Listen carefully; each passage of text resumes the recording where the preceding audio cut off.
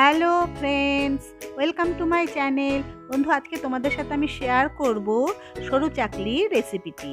নরম তুলতুলে সরু চাকলি কে না খেতে ভালোবাসে। তোমরা এটা বাচ্চাদের টিফিনেও দিতে পারো বা সকালে জল খাবারেও ব্যবহার করতে পারো। তো চলো বন্ধু, আমরা শিখে নিই কীভাবে অল্প সময়ে নরম তুলতুলে সরু চাকলি বানানো যায়। বন্ধু, আমার ভিডিওটি যদি তোমাদের ভালো লেগে থাকে প্লিজ একটা লাইক করে দিও। দেখো বন্ধুরা, আমি 1 কাপ ডাল নিয়ে নিয়েছি। এর ওজন প্রায় 200 গ্রাম। ডালটা আমার একটু পুরনো হলেও এর স্বাদ কিন্তু কোনো অংশে কম হবে না। আর নেব ওই কাপের মাপের আতপ চাল।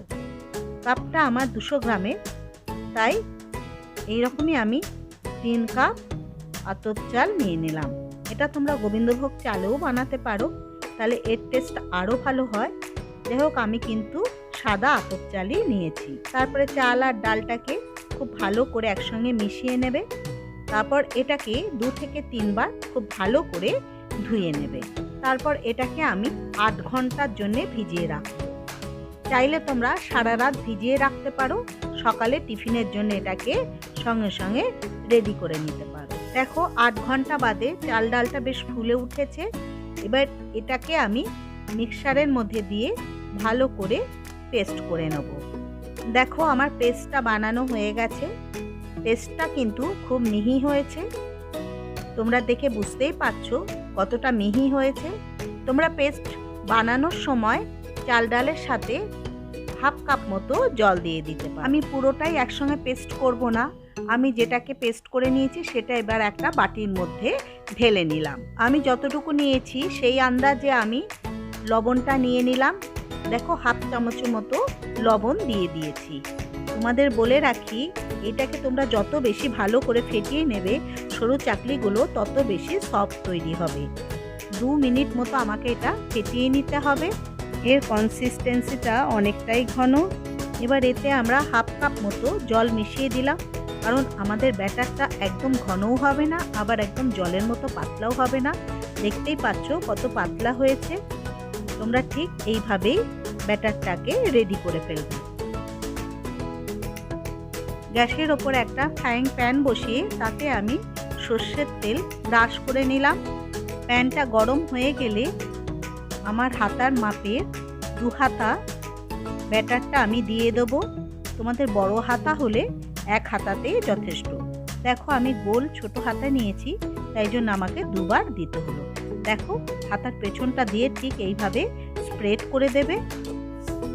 স্প্রেড করতে করতেই দেখবে যে সরু চাকলিটা অনেকটাই শুকিয়ে এসছে। তখন সরু চাকলিটাকে আস্তে করে উল্টে দেবে। দেখো বন্ধুরা, খুব সহজেই তৈরি হয়ে গেল আমাদের সরু চাকলি। আমাদের আর একবার দেখিয়ে দিই। অয়েল ব্রাশ করে তার ওপর 2 হাতা মতো ব্যাটার আমি দিয়ে হাতার পেছনটাকে দিয়ে আস্তে আস্তে ঘুরিয়ে একটা রুটির আকারে তৈরি করে নিলাম। দেখো, তার মধ্যেই সরু চাকলিটা অনেকটাই ড্রাই হয়ে এসছে। এবার 1 মিনিট রাখার পর একটা ধারালো কিছু দিয়ে, যেমন আমি খুন্তি নিয়েছি, এই রকম দিয়ে সরু চাকলিটাকে আস্তে আস্তে উল্টে দেবে। এটাকে 1 থেকে 1.5 মিনিটের মতো রাখবে। তারপর এটাকে নামিয়ে নেবে।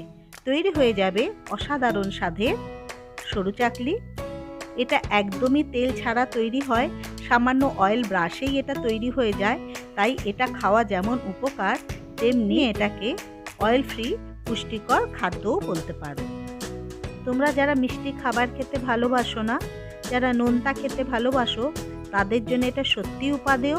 তোমরা অবশ্যই এই রেসিপিটা একবার বাড়িতে ট্রাই করো, দেখবে কত সহজেই সরু চাকলি তৈরি করতে পারবে। দেখো বন্ধুরা, সরু চাকলি পরিবেশনের জন্য রেডি হয়ে গেছে।